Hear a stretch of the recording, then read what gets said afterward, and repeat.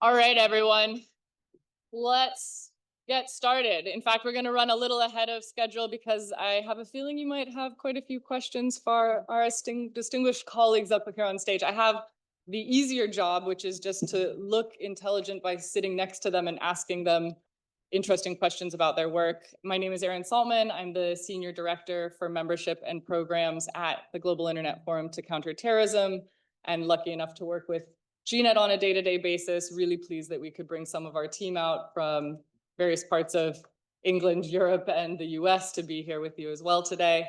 And I get the honor of teeing up our first panel around extremism and emerging technology, around risks and realities of these various innovations that we're seeing come out on a daily basis. And I know that Noreen and I looked at each other when we were asked by our GNET colleague, Alex, like, what do you expect in the next 1 to 5 years? And we're like, can we go on a 1 to 5 month basis for just, let's start with 5 months and we'll go up from there, because we're seeing so much shifting. And again, a lot of it comes back to human nature and how we're all using technology and how extremists are using very rational choice models with embracing some of these emerging trends. And so we wanted to make sure there was a panel covering a few different angles around this. So I will introduce each of our panelists to tee up their presentation, but really we're covering everything from terrorist finance and cryptocurrency around ISKP, broader trends around how we're seeing misuse and exploitation, a focus on artificial intelligence and 3D printing, and especially honing in there on AI exploitation, since I know generative AI is a hot topic in the last couple of years. We'll do that all within, an hour and 15 minutes or so, and try to leave room for questions. So to start with, I wanted to tee up with kind of a broader overview of where we see this misuse, misalignment, advantageous exploitation of technology, turning over to Professor Yannick Veilleux-Lepage at the Royal Military College of Canada. And Yannick is an assistant professor in the Department of Political Science and Economics at the Royal Military College of Canada, and his research focuses on the intersection of technology, terrorism, and the evolution of terrorist tactics. Pretty apropos for today's conversation. So if I may, I'll pass to you to give us 10 minutes of remarks. Where do you see things going? What are you guys tracking? Perfect. Thank you. Thank you for having me. It's a pleasure to be back in London. So I was originally asked to talk about 3D printed firearm, which is a topic I've written about extensively. And as I was preparing some remarks and trying to think about how I'm going to summarize this fairly large phenomenon into 10 minutes, I decided to do something completely different. So instead, if you'll indulge me, I kind of want to talk about something a bit broader, and which is related to kind of my fears about where this field is going and our ability to forecast in the long term. So I've been looking at terrorist tactical innovations for about a decade, looking at social media, drones, 3D printed firearms. And as I'm looking at the fantastic work that is coming out, the fantastic work that's done by networks like GNET, I fear that the complexity and the unpredictability of our technological systems are starting to outpace both our cognitive, but also our institutional capabilities to manage these threats. So we're not only facing new technologies, but we're also facing a kind of widening gap between the systems that we are building and the systems that are being built around us, and our ability to predict how these systems are going to be misused by bad actors. And I think this is kind of the essence of what we are here to talk about today. And in light of this complexity, we have a tendency to look at these issues by atomizing the threats. We break down technologies in isolation. We look at them in a fashion that is disconnected one from the other. So we'll be writing about 3D printed firearms. We'll be writing about AI. We'll be writing about drones. But there's very, very little work that is done about how these systems might connect to each other and the broader ecosystems in which they all cooperate. When we look at drones, when we look at 3D printing, when we look at generative AI as standalones, I think what we are missing, what we're not considering, is how they intersect with doctrine, with ideology, with intent, with tactical needs, with narratives, and most importantly, with each other. So this notion of technological convergence is what is missing. I was hoping to finish doing this on time for this presentation, but I didn't.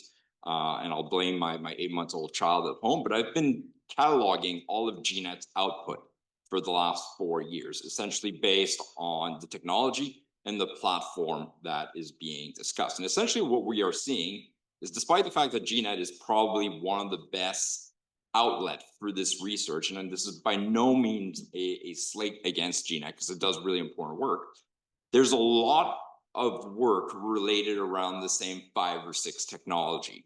There's very little work on convergence. And that's partly a response to the short format, the push towards like quick win pieces. But I do wonder about what we are missing here. What is the risk that comes out of this lack of discussion about technological convergence?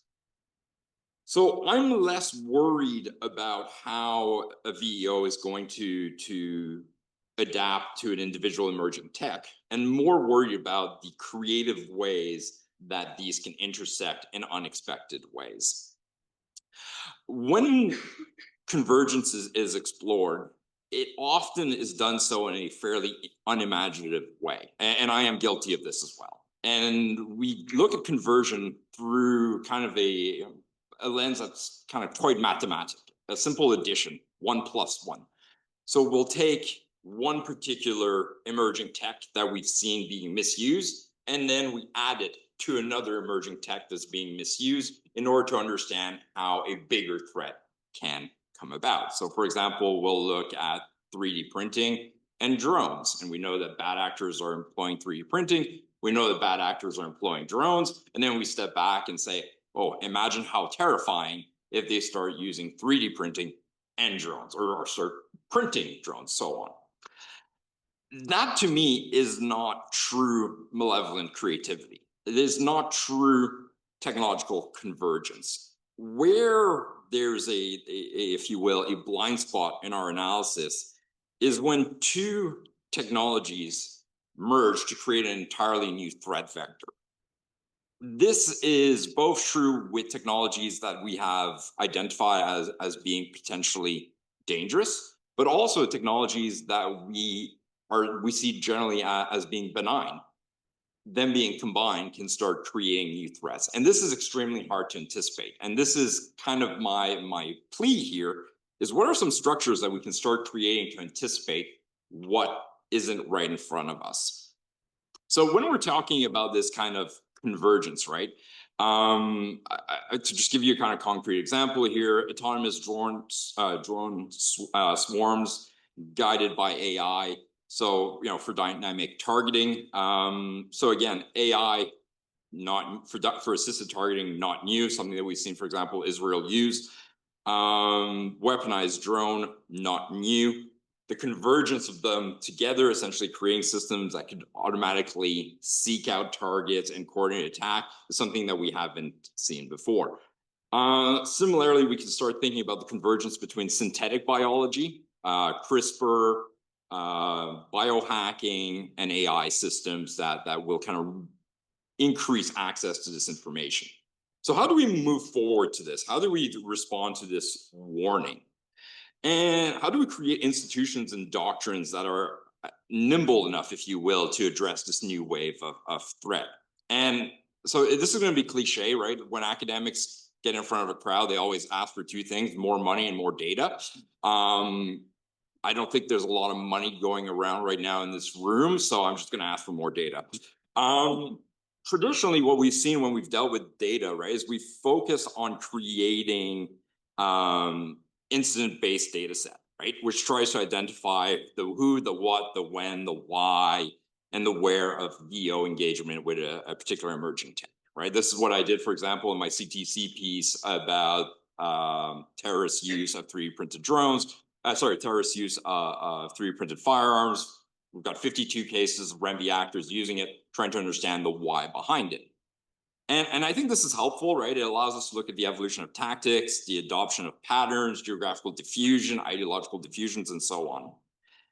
At the same time, I think there's something promising, and this comes from like Don Rassler's work in 2016, where he essentially calls for the collection not only of like VO misuse events, but also to kind of catalog more broadly the hobbyist community and the criminal networks that are using these technology, and also how fringe tech forums are using emerging technology and essentially using them as parameters for forecasting.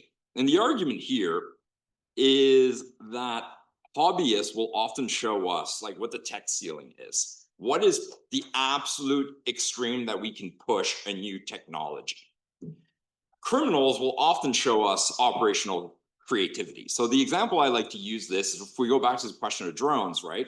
We know that like a decade ago, we saw YouTube videos of hobbyists mounting firearms onto drones and using them to test fire stuff. There's also a video of a guy cooking a turkey with a flamethrower. So this essentially shows us like what is possible with this technology. We also know with the drone things that criminals have been dropping, cell phones, weapon, pornography, drugs into prison using drones for over a decade. We are now worried about the use of weaponized drones. All of this could have been forecasted by looking at both these actors. 3 minutes. All right, cool. So I think this sort of data is really promising and it's useful, but it's only useful when we've already identified a possible threat. So this data and these data sets are entirely reactive. And if we're thinking about the 5-year mark, that becomes very problematic. Ask me where I think we're going in 5 months, and I can give you some suggestion. 5 years becomes very, very hard. It's the unknown type of question to paraphrase Rumsfeld.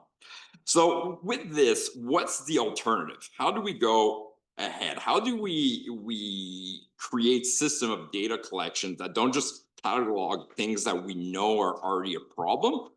And how do we build data sets that can start thinking about kind of network of experimentations? How do we collect data on knowledge diffusion and tech convergence? So instead of like asking a question, for example, like how do VEOs use 3D printed firearms? We might ask ourselves like, which hobbyists are pushing the boundaries of 3D printed firearms? What type of open source tools enable new combination of this technology? So like composite metal printing, chemical engineering for the production of precursors and gunpowders. Where are we seeing clusters of innovations that are existing in a non-violent way, but in a community that is adjacent to extremist networks online? Those things I think are particularly helpful. Not a lot of mapping that comes out of this. And this kind of brings me to my last point. And this is where my notes finish. And instead I have to go back to my even more rudimentary notes that I wrote on the plane as a true academic, which is essentially the second aspect. The 9/11 Commission famously wrote that there was a necessity to bureaucratize imagination, right? That intelligence agencies need to make room for like red teaming, for scenario planning, for unconventional thinking, for finding ways to focus on the low probability, high risk impact. But there's a fairly uncomfortable and deeper truth that we need to confront here, right? Is that bureaucracy kills imagination, right? I've worked in universities and intelligence long enough to know that bureaucracy and imaginations do not necessarily go hand to hand.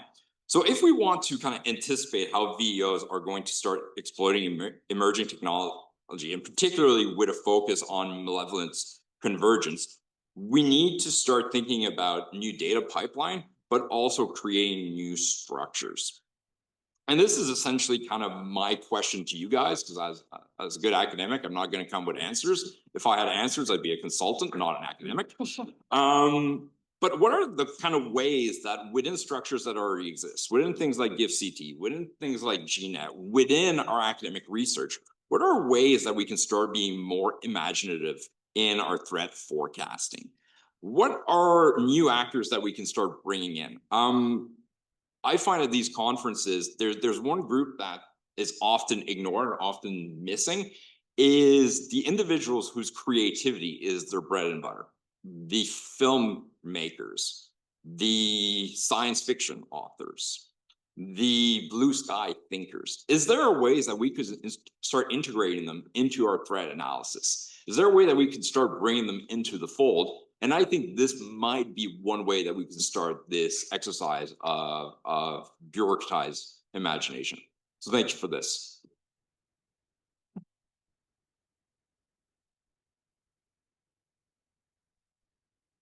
Thank you so much, Yannick. And it reminds me, I feel like 10 years ago, there were more spaces for some of the blue sky or imaginative talks, some of this hobbyist work around the creativity, malevolent or otherwise, what we're trying to map. I remember maybe 7 years ago being in a room for blue sky, and we brought in some film people. And the question was, what do you think is the most extreme, crazy threat we're going to be facing? And this guy was like, aliens. So maybe, like, what do we do? There's a lot on the internet right now. So it also, like, how do you put parameters on blue sky to also be very helpful and pointed and get results out of it? And I think we are trying to bring different sectors to the table and see where it happens, and appreciate you mapping some of the gaps where maybe those of you in this room would like to fill it in with the new insights or new projects that we could be working on together. And you had a call for action of anyone collecting data. Raise your hand if in part of your work you're collecting data. All right, so network during the coffee break, and let's see what data is being collected and where we can find overlaps. And this idea of malevolent creativity or operational creativity in some of these hobbyists, we're already seeing where these texts are overlapping in other formats, whether it's some of the crazy drone shows you see being put on by like Disneyland or somewhere else, or AI and drone usage in war fronts like Ukraine and Russia, and how that will spill over into the violent extremist space as well. So I think, again, you posed more questions than answers, as we rightfully should, to kick this off on this panel. And we'll pivot now to another side that maybe wasn't touched on as much, that is an increasing concern, to go from that kind of macro lens down into the meso level of operational capacity. I'm really pleased to have Mona Thakkar here with me today. She's a research fellow at the International Center for the Study of Violent Extremism and focuses on monitoring militant jihadist groups and other non-state actors, and specifically their financial networks. And so today she's here to talk a little bit about the trends in cryptocurrency, specifically looking at ISKP and some of the related affiliate networks there, to take this and go really practical around what we're seeing, how that's working, and that online-offline interplay. So I hand it over to you. And here's a clicker for your slides if you'd like them. This thing. Yes, that should be good. Just give it a second and it'll load behind you. And as well as we get this set up, if you are joining us virtually, I have an iPad in front of me. So if you want to pose some questions to any of our speakers as we go, we'll take questions at the end. And the same homework assignment for those of you in front of me. If you have any questions, mark them down and make sure we're going to leave some time for it at the end. So I'm going to be talking about how Islamic State and other global affiliates have been lately raising money online, not only through cryptocurrency, but also through traditional banking channels. Online crowdfunding campaigns comprise a minuscule use of militant jihadist financing. However, Islamic State and its global affiliates have been able to exploit not only cryptocurrency, but also traditional banking channels. I'll be talking about... Let's change it behind you. Oh, sorry, yeah. So I'll be talking about first Al-Azim. Al-Azim is ISKP's official media wing, and it has prioritized the use of Monero over other cryptocurrency, because Monero hides not only the transaction details, but also hides the sender and the recipient address on the blockchain, making it one of the most untraceable and privacy-oriented cryptocurrency to exist. But Al-Azim's media wings have lately focused on pushing for use of USDT. So what is USDT? USDT is a currency that exists on the blockchain and is pegged to the US dollar. So it is relatively less volatile in comparison to other Bitcoin currencies. And its existence on the Tron blockchain means that the transactions also take place at a very faster and cheaper rate. And in my insight for GNET, I also uncovered how all of these Al-Azim's media wings run independent yet coordinated crowdfunding campaigns. As while I was researching for my article for GNET, they had on-chain links between them. Like all of these entities used to transfer funds amongst themselves, and they also receive funds from some of the ISKP's common crypto wallets. This reflected that they are using a very well-coordinated yet but a highly organized financial ecosystem. Now from here, my focus starts on mainly the visual images. I'll be just showing you. So in the, yeah.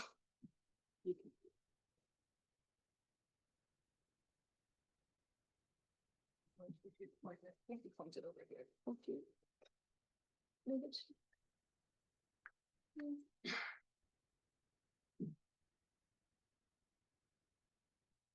It actually doesn't matter how technical we get. It will always be the PowerPoint. Yeah. So this on screen, you can see Alazaim's various fundraising campaigns. First one is of Monero, and the second one is in Russian. The image is a little bit blurry. But here, Alazaim's Russian media wing is advocating for TRC20 donations, which is Tether on the Tron blockchain. So the standard token is TRC20. So now on, I'll be referring it to as TRC20. In this, it is saying that all of the funds will go for the impoverished families in Afghanistan, which is not the case, obviously. Then there have been dedicated Telegram bots for providing crypto addresses and safe transfer guides. So on the screen, you can see how because of the Telegram's aggressive security crackdown on the group, they are posting these. They mainly ask the supporters to, if they want to have crypto details to send the funds to the group, then they're directed to the bot and not in the public channel. So you won't find any of the ISKP related wallets or their links on the Telegram public channels. Then the second, you also have the same thing. This is the screenshot of a pro-Islamic State media outlet, and in that you can see that they are just showing how safely you can transfer the cryptocurrency. And in the third screenshot, you can see how they are preferring USDT over other cryptocurrency because of its price stability. So they have been very open about using USDT in their public crowdfunding campaigns. Next, yeah. So this is not just cryptocurrency, it is also the use of formal banking system. ISKPs, we know ISKP's Tajik media wing. Alazaim has a lot of multimedia propaganda campaigns, and its Tajik media wing was also using the Russian bank cards. This is a screenshot of the crowdfunding channel that I got. So here they are saying that you can transfer the money from the Kiwi wallet to Kiwi wallet. If you know, it's a Russian payment system. So you can transfer the money from the Kiwi wallet to the Serb bank. Serb bank is the Russia state-owned bank, and we know that Russia is very well known for its lax anti-money laundering controls. So naturally, all of the funds went to the Tajik ISIS facilitators in Russia. And third one is also the same thing. I've just blurred the. So this was before the Moscow concert hall attack. They were very active, and they were openly posting the bank account details for funds for fund transfers. Then next. Military fundraising campaigns also disguised it as humanitarian aid. So basically, ISKP also took advantage of the natural disasters and conflicts of Israeli-Palestinian conflicts to kind of launder funds. This screenshot is about, can you click the next one? This screenshot is when they were asking for funds, Islamic State in Pakistan province, Islamic State's affiliate in Pakistan. They were asking for, they were basically fundraising for the victims of Syria and Turkey earthquakes. So this was the screenshot that was posted on the group. They are soliciting money in Bitcoin, Monero, USDT, and other cryptocurrency. And here you see the Monero campaign, Jihad with Wealth. This is like an old wallet. Then obviously ICSVE, we know that they have been, most of the cryptocurrency campaigns that revolve around IS have been more about how ISIS-linked networks have been financially supporting these women in the Syrian detention camps. So all of these screenshots that I monitored are from this week itself. This is the first Russian campaigns. Most of this channels that I monitor are mainly predominantly Russian and German.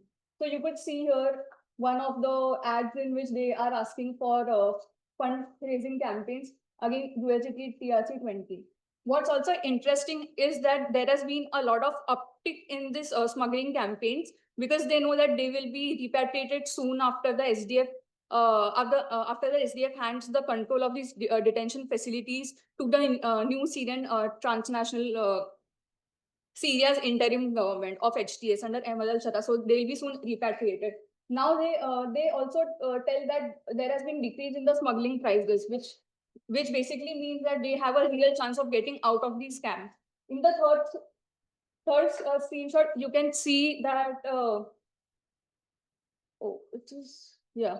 In the third screenshot, you can see the same ad. Yeah, sorry, this one. So you can see that they are claiming that almost 20 women have left the camp in the last 3 months, and they are basically in Idlib. And from there, they will be smuggled out to Turkey. So you never know. It is very easy to get smuggled out to Turkey from because Syria and Turkey have porous borders, right? Then next. Yeah. So German financial networks have been also aiding ISIS members and jihadist camps.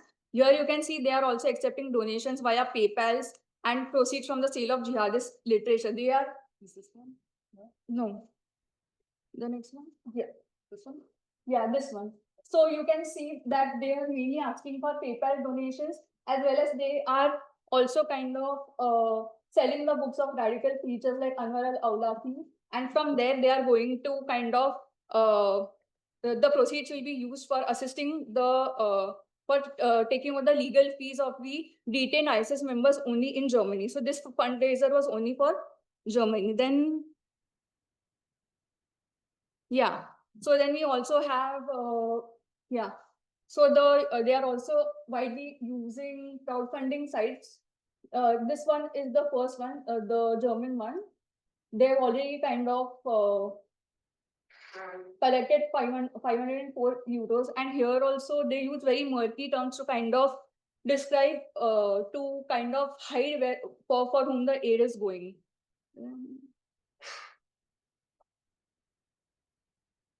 Yeah. So most important thing is I would like to devote my time to this. So unlike Islamic States, other outfits that mainly focus on cryptocurrency, ISIS Somalia has mainly focused on laundering money through banking channels. So ISIS Somalia's primary activities have been relatively covert. Like in the first screenshot, you can see they have posted the details about from where the money can be laundered in the first screenshot. So all of these people live in Ethiopia, and ISIS Somalia basically gives them the money transfer details of these guys, and from there they launder the money through them in Ethiopia, and then from there it goes to ISIS Somalia. Second and the third screenshot as well. Yeah. So yeah. So concluding, I would like to say that what we are seeing is a highly adaptive and decentralized fundraising ecosystem supporting ISTP and its affiliate. They are blending not only old but also new methods, from Hawala to crypto and from crowdfunding platforms to secondhand sales, all cloaked in religious and humanitarian language. And that's why it is of ultimate importance that we not only monitor the crowdfunding, the cryptocurrency-oriented crowdfunding campaigns, but also crack down on their traditional banking channels. Yes. Thank you. Yeah.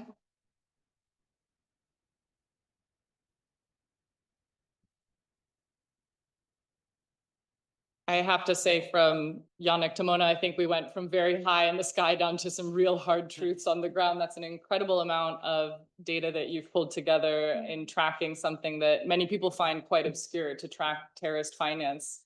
I think you also threw some words out that maybe had gone to the back of our minds, the fact that really in practical terms, this is supporting foreign terrorist fighter, across-border movement. You see that this is very much transnational and cross-platform in nature. And you really looked at a practical mapping of tactics in terms of platforms, currency preferences, and processes. I hope you're working with law enforcement on some of this, because this is a very real feeling.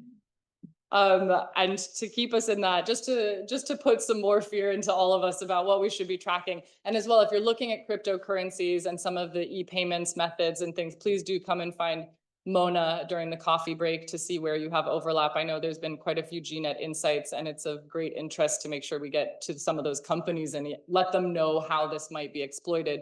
There's this idea that because of using cryptocurrencies, it's very non-traceable, but we're seeing that by using these various methods, we can actually trace quite a lot of where the harm is taking place.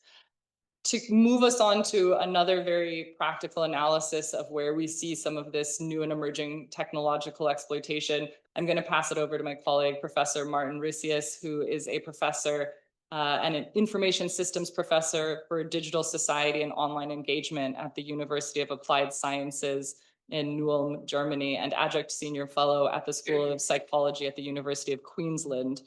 You do a lot in the trust and safety teaching consortium as well, and have looked quite extensively at online extremism, hate speech, disinformation campaigns, echo chambers. And today we're going to have you talk a little bit more about the AI exploitation that you've been tracking, perhaps in real terms, what we're seeing, and then some of the thoughts about where you think this might be heading in the, let's not say 5 years, maybe even just the next 5 to 12 months. Over to you, Marten. Yeah, thank you so much, and thank you for inviting me. It's a great honor. First of all, as an information systems scholar, my research focus is very much from a socio-technical perspective. So I commonly use the interaction between humans and technology, and my talk will be inspired by that, because essentially what I'm trying to give you is kind of a brief lecture on large language safety. For those of you who are working in that space, that might be a little bit repetitive, but I'll try to focus on extremism and make it relevant in that way. So what's the baseline that we advance from? The baseline is what we're seeing is obviously, and you all know that AI proliferates and AI is becoming more capable, right? AI proliferates, well, we see user numbers skyrocketing. If you just look at ChatGPT, basically probably 400 active daily users for ChatGPT, up from 300 just a couple of months ago. So ridiculous increases in adaptation of the technology. The other aspect that I mentioned is AI is becoming more capable. So in certain areas, we can already see that AI models are able to outperform human expertise in certain tasks. Why is that important now? Well, because it allows us to distinguish between two general types of harms that large language models introduce. And the distinction that we commonly make is point-wise harm or distributional harm. Point-wise harm is the harm that stems from the output itself. Distributional harm is the aggregate harm that is caused by these outputs. So what does this mean? Make it a bit more specific. Basically, when you're interacting with an AI, let's say you're using ChatGPT or Claude and you're asking a question, let's say you're asking a help question. If the large language model isn't working properly, it might give you false medical advice that causes instant harm to you. Now you can see like someone might be experimenting with like political ideas, might get a biased response from a large language model and then might radicalize. That's obviously very facilitated, but the idea is that's a very interactional immediate harm that stems from the large language model. So that's what we call point-wise harm. Distributional harm is a bit more obscure, but actually also we've all kind of heard about it. So those are the aggregate damages that large language models can cause. So what would be examples for that? Let's say there's the examples of a voiceless language. So these large language models are trained on existing data. If there isn't sufficient amounts of data or not in representation to the other data that's available, certain aspects the model will not be trained as well on. So for example, certain languages that might not perform as well as in others. And we know that. Why is that an issue? It becomes an issue because then, large language models tend to hallucinate if they don't know things, right? So in certain areas, they systematically have certain issues. Also, they introduce Western biases in their outputs. We've heard that about, you ask a ChatGPT model about who's becoming a nurse or a secretary, then it immediately assumes it's a female, another, so the biases that we train into leads to a reduced diversity of the output. So those are the two general kind of harms that we have. Again, the distributional harm as well as the point-wise harm. Now, what does this translate into as what we're seeing today already happening? Well, we see large language models being used to create harmful instructions, give instructions on how to build bombs, how to 3D abuse 3D printers, workarounds, how to create mostly hateful content, how to or create fake news or perpetrate conspiracy theories. How does that materialize, and what AI technologies do we already see happening this materialize? And Well, we see chatbots being used, right? People radicalize through chatbots. People use chatbots to engage in romantic relationships with. AI is used to create fake news websites or to produce deepfakes, for example. The purposes of these are all can be seen as like it's used for radicalization, it's used for to spread propaganda and for recruitment. Those are basically what I'd say are the key instant harms, the point-wise harms that we're seeing. Why is AI so powerful in that regard? And the different language models differentiate a little bit in that way, but what makes them so powerful is they're targeted, they're a lot more personalized, they are very quick, they reduce the skill level necessary to create these contents, they're multilingual, and they can even adjust to regional sensitivities, so based on local knowledge. In terms of the distributional harm, we know a lot less. And that is one of the things that I'd encourage us to think a bit about more is what are the distributional harms in terms of extremism and terrorism that come from these things. Two of the things that I thought of in preparation for this talk was, for one, I see we're already seeing a bias in content moderation, right? These AI models are used to moderate our platforms. These biases are trained into the content moderation platforms. We might hear a little bit more about that, and we see systematical biases against marginalized communities, against certain areas where the platforms don't perform as well, don't detect in various error categories. The other thing is we see these AI technologies or technologies in general disproportionately benefit authoritarian regimes. So they're a lot more powerful at misusing and abusing them than we are at creating them safe and empowering the societies that or the civilians that are governed by these authoritarian regimes. So those are two of the, what I would say, more distributional harms that we see AI technologies already being used for. Now, from that, we tend to over-escalate and paint this dark future of AI is going to ruin us all and the dark future, you know? And I'd like to point towards some where I think there's a bit of overdrawn expectations in terms of what AI can actually do.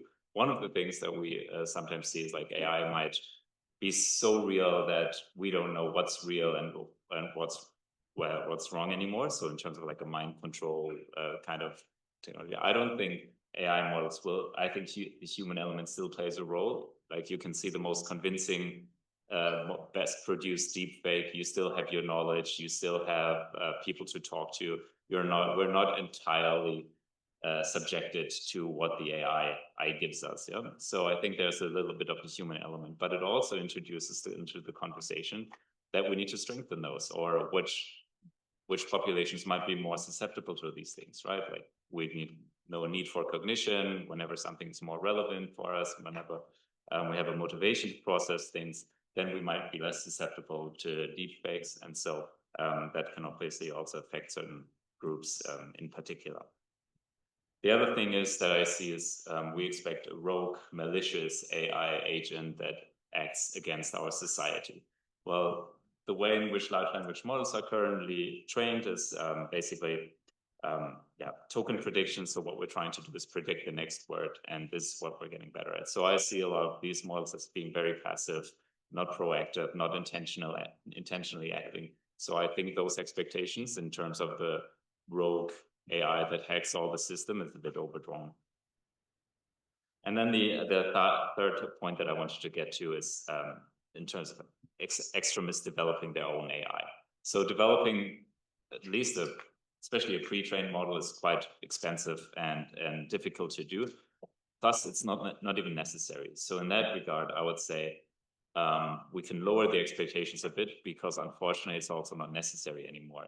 Extremists can use open source models and then either prompt them or remove the safeguards to use these models. They are not the most cutting edge ones, but distinguishing between different types of harms, it's very easy to create just a hateful post or some fake. Yeah, it doesn't have to be cutting edge, super realistic, but in order to create harmful content at scale, those open source models are quite capable of doing that already. Now, what does that lead to? Like in the long term, a bit of inspiration and a bit of association in terms of what I can see happening. In terms of point-wise harms, there are a few things that I can already see happening, and I just basically base it on the observation of what I see the industry is developing, because as we know, extremists have the tendency to adjust regular technologies and just use them for their own malicious purposes. So one of the things is anthropomorphic seduction or AI companionship. So we see people heavily use AI chat, or there are these instances where people have a relationship with AIs.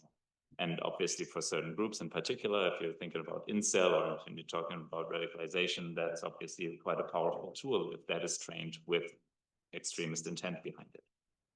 We still reduced effort in trust and safety in content moderation. That's an industry-wide standard. You all follow probably the discussion around the reduction in trust and safety at Facebook or Meta in the US. X, prime example, all that is also happening. There's kind of a race to the bottom in terms of trust and safety standards across the AI stuff, and I'm happy to talk about that a bit more. Then I already mentioned the hallucinations. Yeah. So the less the model know, the more they hallucinate about certain topics, and that systematically discriminates against marginalized communities. And then the last point in terms of point-wise harms that I see happening or that I can think about are what's called fiduciary agents. So Sandy Pentland from MIT is working on it, and the idea is you're creating an AI agent that knows your own interests. And then, for example, you're trying to go out and buy an insurance or buy a phone contract and knows your own interests and demands, and then finds the best information for you and provides the best contract. Now you can already see also that obviously offers heaps of opportunities for extremists and terrorists, yeah, and abuse. In terms of the distributional harms, and I cut it kind of short, just to come to an end, is the key thing that I see happening is the differences, the changes in our information search behavior, where I'm dating myself a bit, but I used to go into my dad's study and pick out an encyclopedia for homework and read up stuff, and then Wikipedia came along, and so I never really used those books anymore. And then Google came along, so I didn't even really bother. And and we can see the progression going on. So now in the future, we can obviously see nobody's going to even use a Google search anymore, and we'll just rely on those large language models. That comes with a lot of extra side effects. It reduces our need for cognition. It takes some skills away. We'll be more subjected to the biases that are trained into these models, and reduce our cognitive load, or basically maybe might overwhelm ourselves with more tasks and trying to manage that. What will also lead to, and probably those of you who've been in the field long enough already hate this discussion or are tired of it, but the idea of I think what it might also lead to is a redefinition of what we actually understand as extremist. And not that we've actually fully grasped what extremism is at the moment, but I like to refer to the relational definition of extremism. So basically it's something that is an extreme deviation of the norm. As norms are shifting through these biases, what's socially normal shifts, and hence I expect a more global impact, and that is maybe a long-term impact on what is then also extreme.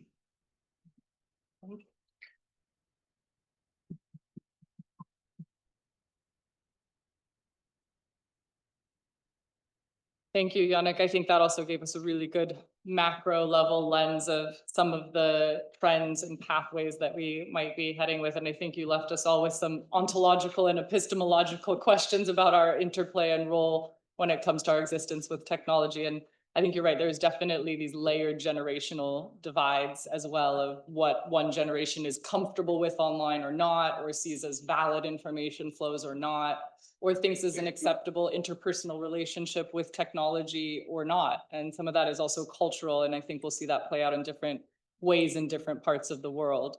We're going to keep doing this ebb and flow from the macro big thinking questions and presentations into some real case studies and examples, and take you on a global tour around the world of threats around emerging technologies. And so I'm really pleased to finish off our panelists with Ricardo Cabral Penteado, who is in fact a GNET fellow and doctoral researcher in computational linguistics at the University of São Paulo, and also specializes in deep learning and natural language processing. So we wanted to make sure to get really technical here and look at that intersection of violent extremism and technology, both within Brazil and a Latin American context. And I think you've also even looked at things like hash sharing, tools that we deploy, but also recognizing that no one tool is a silver bullet. It's about layering the technology you have, seeing how you can make sure there aren't also biases. I think you're going to talk about maybe the differences of what's in English versus rest of world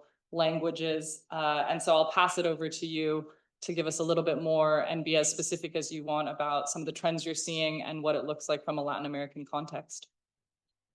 So, good morning, everyone. It's an honor to be here. Thank you for inviting me to this important panel. I'm Ricardo, and today I will talk about natural language processing and moderating extremist content in Brazilian Portuguese. So, some Brazilian context. Nowadays, we are the 50th largest social media market. So which represents billions of messages, interactions every day, a lot of data, a lot of work to do. And unfortunately, through social media interactions, we experience some bad things too. For example, almost 4 school attacks were or happened in Brazil since 2011. In our recent research and studies, we identify more than 800 active neo-Nazi bands in Brazil in the process of transnational connections through all over the world. And in 2023, January 8th, some extremist groups tried to put an end on our democracy in a coup attempt. Okay, thank you. And I think the big problem when we talk about non-hegemonic language like Brazilian Portuguese is that we don't have so many tools to monitoring or filtering this kind of extremist content. I bring you an example here. In this case, you can see the Salomon Henderson, the perpetrator of Antioch shoot attack on school in Nashville, United States. And beside him, we have Guilherme Tauti Monteiro, Suzano perpetrator school attack in Brazil in 2019. So it's clear that Salomon Henderson mirrors not just the clothes, the school mask, the gesture, but his ideas. So we have here an example that good and important tools like a sharing database that we discussed earlier, and the terrorist content analytic platform by Tech Against Technology are very, very important tools to mitigating this kind of extremist content. But we have to create some tools to Portuguese and another non-hegemonic language too. So this moderation gap, or this example that I brought here, highlights 2 urgent issues. So cross-linguistic radicalization is increasingly transnational, and the under-moderation of non-hegemonic language can fuel global extremist networks. So here we have, so moving to our main topic here is to talk about natural language processing. It's all related to AI, to large language models. But in this case, it's an important tool or a bunch of tools to trying to monitoring non-hegemonic language. So what is the big problem here, or is the big thing that natural language processing actually does? So how computers can understand language. So the biggest challenge through this area is trying to comprehend the context. And we are we're seeing a lot of developments in this area. And through these tools of natural language processing, we can understand better the context, not just the keywords. We can detect it, code language. We can train, fine-tune models to understand better some specific forms of language, mainly on this field. So to bridge this gap, we are developing a tool that is called the Brazilian Extremist Content Hashing Observatory. So it's a linguistic first approach. So this system, this NLP-based system, was produced or developing to detect, classify, and assess risk in extremist content in Brazilian Portuguese. So through a specific glossary with more than 1,300 items in a data set with more than 1,000 comments and linguistic things, we divided in 5 labels: glorification of violence, incitement, instructional materials, recruitment, and imminent threats. We are working to put in kind of risk score. So how it works. So new content enters in this BR Eco pipeline, and then we have a kind of system that evaluates this content through some 4 main characteristics of language. So first one, through this glossary, we have some morphological analysis. After that, we have, through parsing, we can train an algorithm to predict or to analyze syntactic structures. For example, instructional materials have some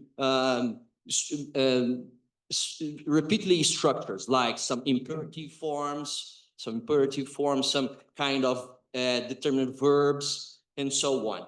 So after that, we're training a kind of BERT, Brazilian-based NL or LLM. It's a transformer called BERT-Timbal, as it was fine-tuned to these kind of contents with these labels.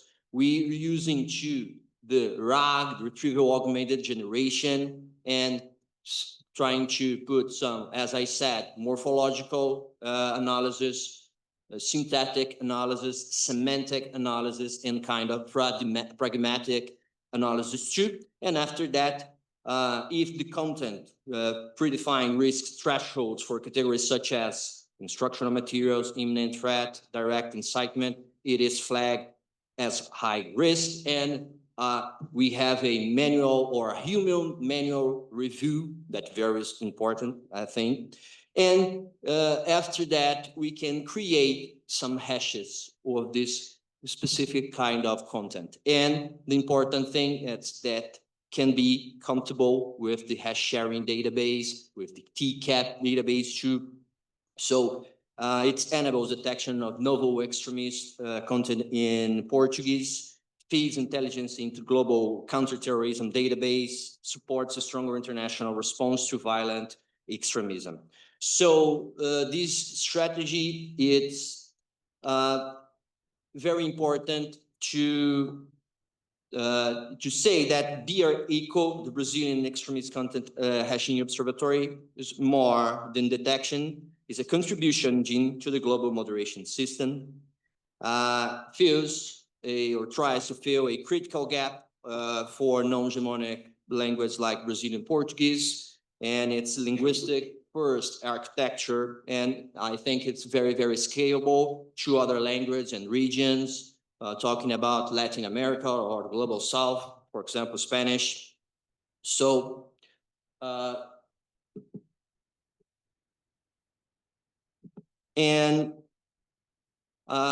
as my colleagues said, Dr. Yannick, we need data. So if you can join us in this project, please contacting us. So help evaluate this platform. So it's important to contribute with expertise and adapt our linguistic first approach to additional language.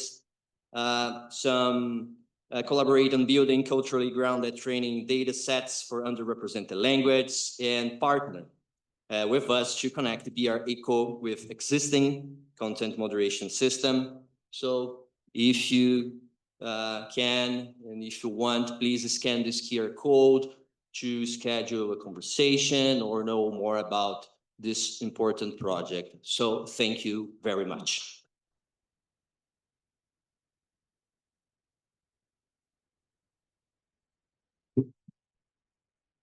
Well, I think we covered a lot just for first panel. I think we've been on a little bit of a global tour. You guys have mentioned trends taking place in Latin America, Middle East, Africa, things that obviously touch North America and Europe as well. We've touched on everything from 3D printing and AI to cryptocurrency, decentralized web hashing and natural language processing. So I think everyone read the brief, and I was really pleased to be able to just listen to all your presentations.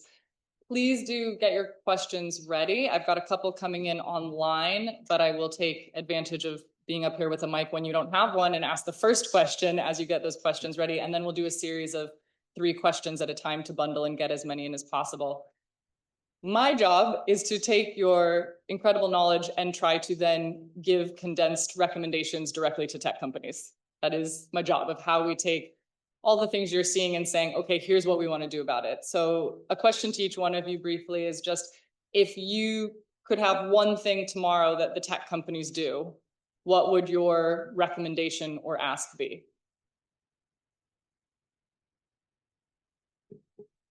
Yeah, take it, grab the mic. Yeah, for fairly easy for me.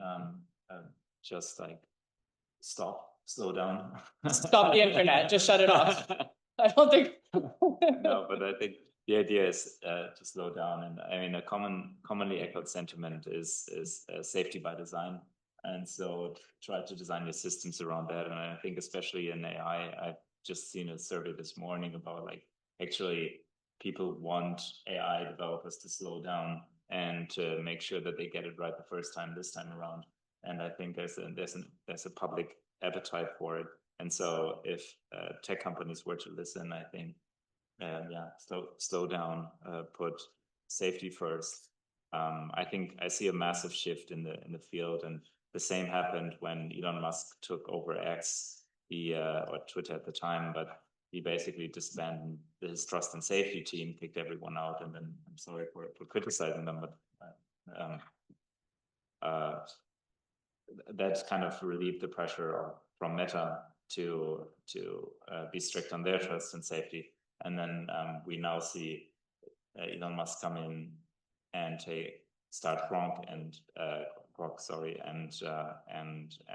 unleash capabilities, so that now Sam Altman and OpenAI think they've got to do the same thing to compete with the capabilities that they previously didn't allow. And so I think, like, that race to the bottom kind of needs to stop, and they need to reevaluate what their principles are. Yeah, so that real focus on giving yourself the time and space for safety by design as we come out with these emerging technologies and open source them. Anyone else? Yeah, grab a mic. So obviously data and money, but more seriously, when we're talking about this exercise of creativity, right? Tech companies have prided themselves in being creative, in fostering creativity within these companies. We have very little interactions with the creative side of these companies. We have a lot of interactions with the trust and safety side, but is there a way that we could bridge them into the conversation? So that would be one, as far as, something that could be actioned on quickly. The second thing is something we were talking about with Diana earlier. A large part of the creative ecosystem that leads to malevolent creativity takes place in these tech companies. Now, these are not necessarily bad actors. These might be people who are really interested in 3D printing, people who are really interested in drones. Doesn't necessarily mean that what they're doing is illegal, but often they end up being caught in that large web of deletion of content and moderation. And what happens with that is that all of that knowledge, all of that information, all of these early indicators disappear.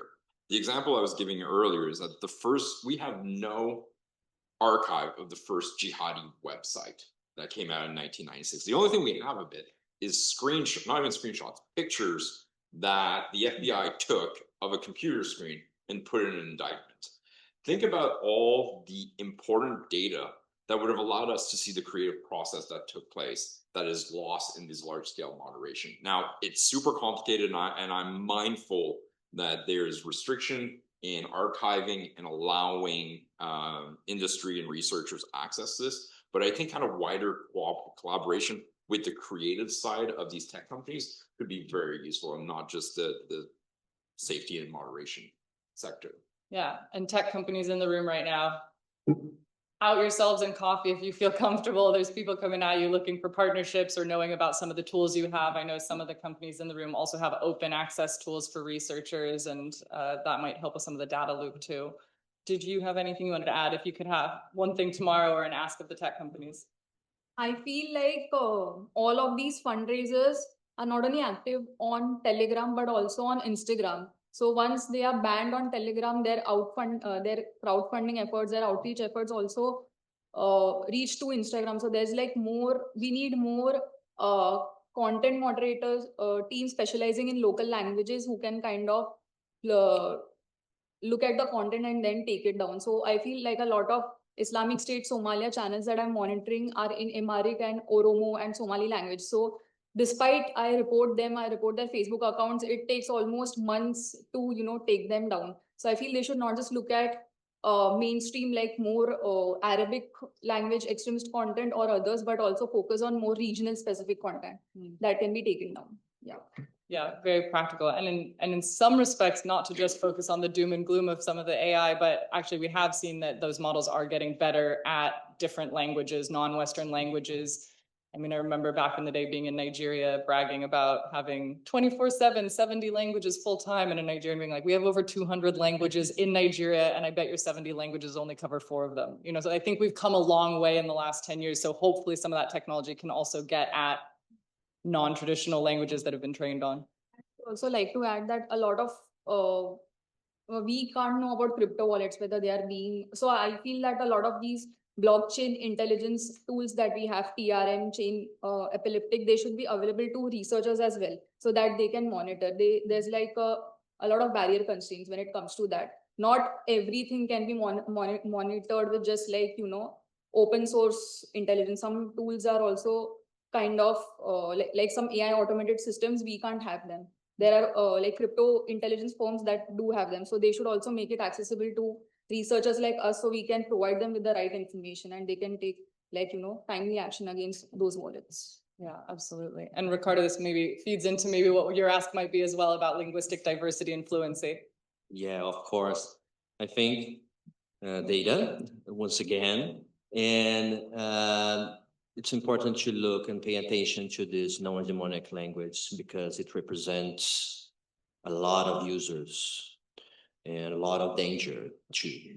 As I said on my presentation, we, with this example, or Solomon Henderson, for example, we did, or he did not use just the Brazilian manifestos, but Turkish, Russian, and another language that does have this kind of filters and monitoring things. So it's a time to work together and sharing knowledge and to try to beat it. Thank you. And let's open it up because I know everyone in here has their own expertise and angles. I'm going to take 2 from online and 2 from the audience, and we'll bundle them so you can each chew on whichever parts of the questions you feel best fit your expertise. So the 2 online, and then if I've got roaming mic people, I saw first one up over here. And do we have any other questions? And one over here as well. And so the questions from online, one's from Lena directly to you, Ricardo. Is the Brazilian LLM example able to identify not just content, but behavioral patterns, which if adopted by diverse platforms could also identify risk patterns, users, and behaviors to focus on? Pause. We'll get to that. But keep that question, Malcolm, specifically for you. And then we have a question from Sri Mayuka. Do you think that combining visual analysis with natural language processing could provide a more comprehensive framework for understanding how extremist ideologies are not just shaped, but strategically spread across today's digital platforms? Again, I think others can touch on that one as well. And then we have a question over here, Jonathan. Yeah, hi. So a lot of AI usage that we've identified is bad, is actually not covered by a lot of regulation. For those who don't know, a lot of the regulation, particularly in this country, covers user-to-user content, so a lot of AI models are not included within that. So I guess my question is, should we at some point consider AI a user? And if we should, at what point is it a user? I mean, if it's providing more information than another person is that a user? I mean, yeah, fairly ambiguous. And if you guys don't mind, feel free to out your affiliation, although you can keep that private if you want. This is from John from Ofcom. Great, and we have a question over here as well. Just here. With the fantastic white streak in your hair, I approve. Hi, so my question is also for Ricardo. Okay. What kind of considerations and measures went behind reducing false positives and doing false negatives while you're developing this? Like you said, that you have a manual audit, but unlike there's also like crowdsourcing for like qualitative research that goes with like identifying the terms. So, but in terms of dealing with false positives, with taking on free speech, and all of those protections, we also need to contribute to these kind of content moderation systems. Yeah, some of it thought process and some of it's very. Great. And so why don't we start over there with you, Ricardo, since we have a bundle that we're aimed in your direction, and then we'll pass it along this way if others want to comment on some of those questions again about LLM use, content, but also behavioral signals, how natural language processing can provide more comprehensive frameworks for understanding ideologies. Should we be considering AI a user? And how are you looking at false positives, false negatives, and some of that layer detection? But Ricardo, like 3 out of 4 of those, I think you can touch on in different ways. So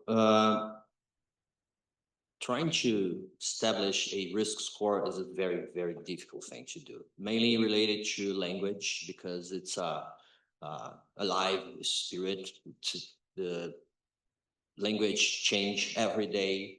And with more, we create more tools to detect and filtering things in linguistic way, more this kind of language changes. So we are talking about the first question about Bertin-Ball. It's a linguistic transformer based on BERT, so on Google. And it was training in Brazilian Portuguese, and we fine-tune to trying to identify these 5 categories and try to establish through a multi-dimensional perspectives how can it be some kind of structural material or glorification of violence and so thing. So it's like to put some labels. So because it's important, once again, returns to the human review, because it's difficult to accurate this. We need a lot of data, and we need refreshed, is updated, is ever. So in talking about this risk score is we're trying to developing this all kind of stages of linguistics. So in the field, as I said, vocabulary, morphological things, synthetic, semantic, and pragmatic, trying to just diminish these false positives. Because as I said, human language is an alive kind of spirit, and things change every day. And a robust tool must be done with a lot of data and training. So I think this BR Echo is important too, mainly for researchers trying to put in first step, trying to understand better our context, our specific kind of language related to the extremist content. Thank you. Marten, Yannick, did you want to comment? We'll just bring it back this way. Yeah, I'd like to briefly touch upon the question regarding the combination of visual and text, as well as my team's working on a multimodal hate speech detection. I know we're not unique in that, other teams are doing the same thing. So the idea is to address the issue that a lot of hate is conveyed through memes and similar platforms. And so the idea is to find ways to detect that. And we're developing multi-agent systems. And that leads me then to the other question of the same AI and user. So in those systems, what we're doing is we're using like a multi-agent user. So basically we're creating different AI agents who have different roles. So there's one that has the role of describing the image that he sees, the agent sees, and then you have a prosecutor who then, based on local norms of what defines hatefulness, accuses then the poster of this is hate speech, and then you have a defender who then provides counter arguments, and then ultimately you have a judge. And so you have these agents discussing, multi-agents discussing whether something is hateful or not. That being said, so there are agent system, and like you have users, AI personalities that have incredible capabilities. But with all of that, again, and it becomes a bit of a philosophical question, I suppose, which I'm not qualified for. But technically, what I'd say, it's not a user in terms of they have their own intentions. I know we distinguish different AI agents also in terms, especially in the hate speech context or in the relational interactions between AI agents and humans. We see like research distinguishing different types of agents. But in terms of like intentionality, those agents still do what they're trained to do. So like the judge is not an actual judge with or the prosecutor doesn't have an intention. It does what it's trained to do, as whatever the underlying data is assumed a prosecutor would pursue. So, but there's not so with that qualification, I'd say, yes, there are agents and persona-rich agents. So we can expand these AI agents, but a full user in terms of like intention, motivation, and stuff, I wouldn't see. I wouldn't see that. Come to the moment. At the moment. Yeah, I know it gets us into hot water, and we're like, what is a thing? What is content versus an entity? And I think we're constantly going back to like, who is responsible for what bits of this? And did you want to jump in as well? Because this kind of touches on some of your work. Very quickly, I think multimodal analysis is extremely important. I think when we're looking at these innovative communities, so these malevolent innovative communities, there's a lot of meaning making that happens within these space. Yes, there's the technological advances, but there's also the community building effort. And I think this is a topic that requires more attention. It's a topic that's very difficult to study because it does require digital ethnography. It does require one to embed itself in this community. But we get a lot out of it. I think, however, it comes back to a resourcing issue. So if I look at like 3D printed firearm, which is an area I've been doing a lot of research on, a lot of governments have invested a lot of resources and money in developing their forensic capabilities. So almost every firearm research centers in the world now are printing their own firearms. They're testing them. They're doing analysis on print bed marking, on extruder marking and whatnot. So like on the forensic side of it, there's great work that's being done. On actually understanding what makes that community thick, what the drivers are, how they communicate with each other. There's very, very few people that are doing any work on that topic. There's Rajan Basta, who's here. There's Ruben Das. There's myself. Apart from that, very few people have embedded themselves in these communities, which are inherently hostile to researchers, to try to understand them. And I think this is particularly, striking. If we start looking at the sheer amount of academic work that came into understanding like the jihadi Salafist community and the subcultures related to this, like how many doctoral theses have been written looking at Rumiyya and Dabik over the last like 10 years, right? How many people have tried to do similar work on these online communities that are driving forward technological innovation? Well, some GNET insights, but more PhDs absolutely needed all the time for sure. And I think, do you want to comment on the AI stuff? Not as much. Okay, we'll do one more round. I think we have time for one more round. 2 from live audience, 2 from virtual audience. I see a hand up here, and all right, hand up there, and quick question here. All right, we'll do 1, 2, 3, and there's 2 quick audience questions from here.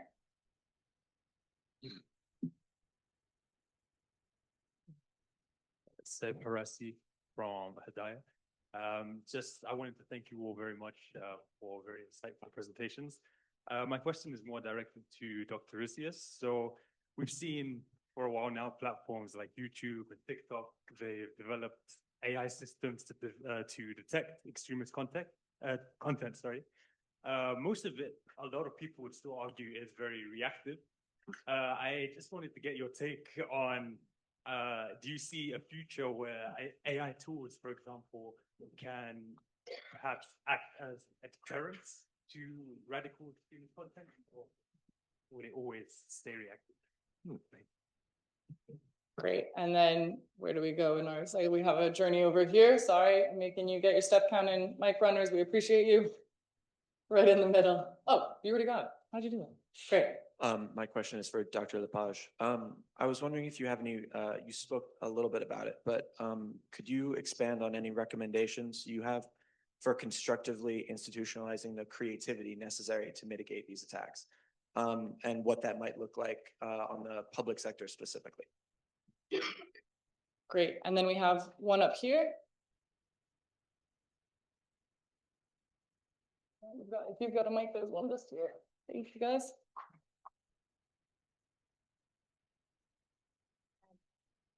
Hey everyone, I'm Dina. I work at Meta, so this is incredibly helpful from our perspective. I outed myself voluntarily.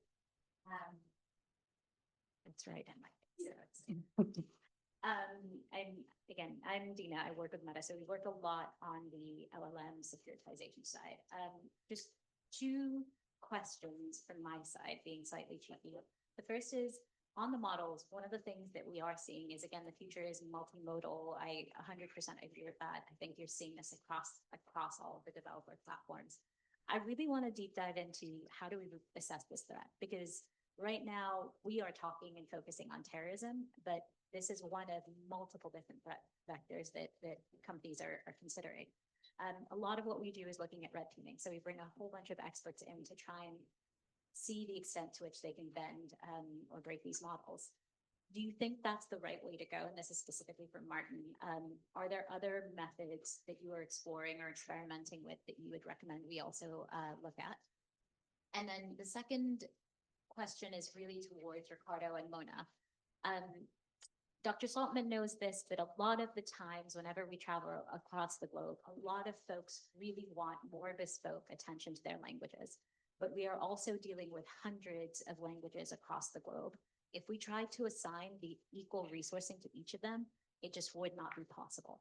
So I guess a question for you all is, if we do have limited resourcing, which I realize is ridiculous as a large tech company, but there is a limit to the resourcing. Have you thought about which way we should think about prioritization? And if there's a metric there you would recommend us considering, something that is around threat or flexibility and nimbleness, I'd be really keen to hear a little bit more about that. Great. And we also have a question from online just about, if you look 10 years ago, there was a lot of focus on gender dynamics within processes of radicalization as it applies to new technology like artificial intelligence, like tracking crypto and vulnerabilities and where money is being assigned to.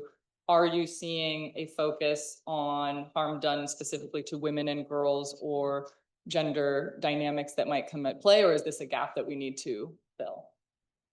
Maybe I will start with you, Mona, and we'll go down this way since. So regarding your question of language moderation, I feel there has to be like a robust intelligence knowledge sharing mechanism between the researchers and the tech companies like Meta.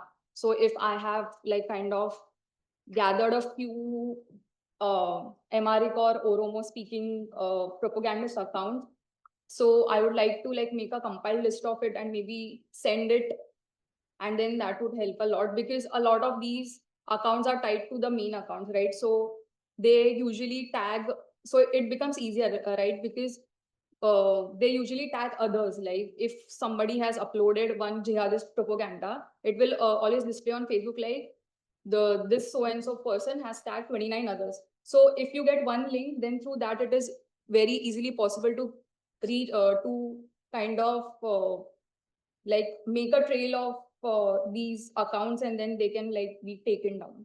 So I guess intelligence sharing is the best in this case. And then do you have anything to comment on? Some of your research, again, was looking specifically at terrorist finance aiding women. Are there certain gender dynamics you're seeing in the research trends? Yeah, so regarding the Islamic State women, right? So for example, a lot of women who have come out, who have been smuggled out of the camp, have been sitting in Europe. They claim to sit in Europe. They have their own Telegram accounts where they display their life in the camps, as well as like a pre and a post, like a life in caliphate, life in the camps, and then life after that. So they openly claim that they are sitting in Europe, especially in Germany, and they are fundraising on their part.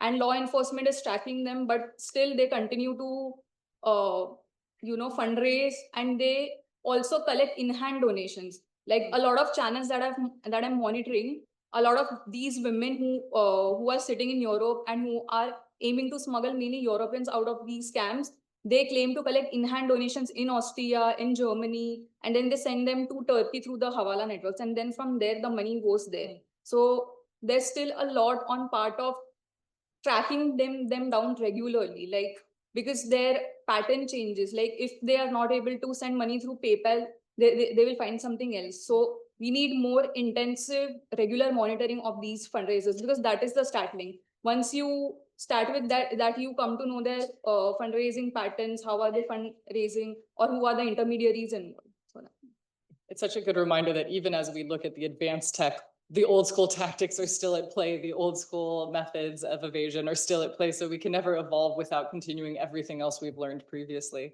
Yannick, do you want to jump in on some of those questions, especially around recommendations on creativity? Where do we go from here? Yeah. On multimodal systems and on AI detection models? Yeah, so how can we foster creativity in forecasting the public sector? Okay, so 5 quick recommendations.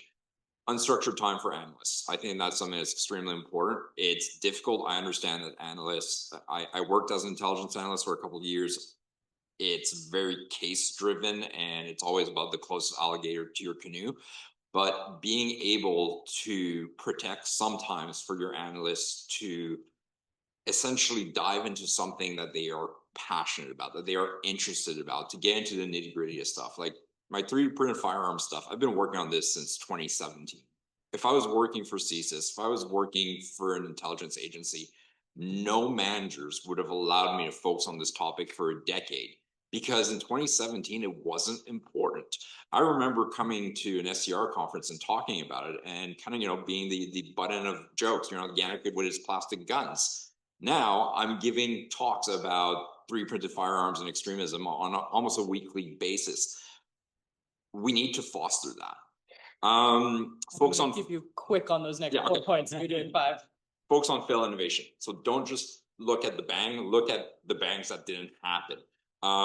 In my book, I look at hijacking and I detailed 27 9/11 like attack that didn't materialize prior to 9/11. Whenever there's failed innovation, it doesn't mean that there isn't an interest. That's an indicator.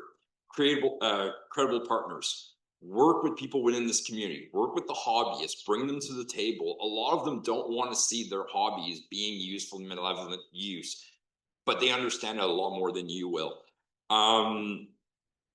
Broader kind of technical understanding. So what is it about these technologies that let them being ripe to misuse, right? So rather than looking at technologies in this atomized fashion, let's step back and say, okay, what technologies are being misused and why are they being misused? What is it about that technology itself that makes it misusable, if you will? And then structured forecasting. And I understand this, bringing structure into imagination seems like an oxymoron, but you need to have a way that you can talk to a manager, for example, and be like, I'm not just sitting on my behind and thinking about the future. This is actually a rigorous intellectual exercise. And we did this in our piece about drone use. Essentially, the structure is, we said, what's happening in Ukraine? Let's use this as our parameter, and then let's forecast 10 years in the future about how violent non-state actors are going to use it. That is structured analysis. I think that's useful. Thank you. And 1 minute each so we can wrap this. I know we're at time, but again, Yannick, looking at you for, Marten, sorry, just looking down at where we think this is going, and Ricardo, any final thoughts as well about bespoke languages and limited resources? Yeah, I love both of these questions entirely. So 1 point regarding the reactivity, I work with people or talk to people in Ukraine in the information office, and they point out the same thing with fact checking and stuff. We're always behind. We never reach the same audience. So Ukrainians have developed a quite pragmatic approach, obviously, given the circumstances, and they say, well, the only thing that fixes this is if we have stronger narratives to counter what's happening. And so basically work with propaganda, kind of in positive propaganda within the country, and implement positive narratives that superimpose those maliciously spread narratives. So I think that can be AI facilitated, I think, but in the interest of time, I'm not responding to it. And then, first of all, I'd like to let everyone know that Facebook or Meta in general is doing quite well in terms of all the proprietary models are way better than the open source models. So I'd like to preempt that. So you're doing actually quite well, at least based on our analysis. How to improve it? RHLL, so reinforcement learning through human feedback, I think, is a key approach. Quantification of more metrics is, I think, a big part. One person that I talked to in preparation for this talk was Paulo, he's now in Bocconi University. He does systematic evaluations of these AI models. I think in terms of jailbreaking, there's a lot being done. I think those are just the regular approaches. And I think probably the key part is human feedback learning. That's nothing new, nothing that you haven't heard before, but I think a more investment in it would just be my 15 seconds answer. Thanks, Martin. And Ricardo. Okay. I think finance and put some efforts in events like that, put together the experts to try to understand these big issues, and that increasing badly, unfortunately, mainly through the social media, but invest in education and the good use of social media, I think, is the best way to make it. Okay, thank you. Thank you. And I would be remiss not to close by saying where there's more opportunities to continue this dialogue. So GIFCT does have an AI working group on threats and opportunities this year. I will say for most of the tech companies work with, machine learning and AI technologies being used for counterterrorism goes back at least 10 years. So we're not new in the game of using some of these tools to counter terrorism, whether that's large language models or using layered technology on top of hashing or deploying strategic network disruptions. We also launched a policy paper earlier this year with the Konrad Adenauer Stiftung specifically on AI and policy threats and opportunities. Some of you in this room contributed expertise. We had 40 experts from the tech community and the research community that informs that paper. So that's open source if you want to look that up. And then there was a question on here about AI companies working with GIFCT. Yes, some of the big ones in the room, the Googles, the Microsofts, the Metas already have a lot of AI. Some of the smaller ones that you don't think of are also deploying AI tools in their security strategies. And we're pleased to say that there's some more AI companies that are in the pipeline looking to join GIFCT, but they still have to meet our membership criteria. So watch this space. If you're interested in joining a working group or you're contributing an insight and you got inspired by some of the gaps and opportunities mentioned here, please come harass Belle and Julian at the coffee break. And many, many thanks to GNET, to Alex, to Julian, to Belle, to Johanna, and to our teammate, Michaeli, who makes sure that we're in touch with GNET on a weekly basis for making this come together. Enjoy your coffee break, and let's thank our panelists.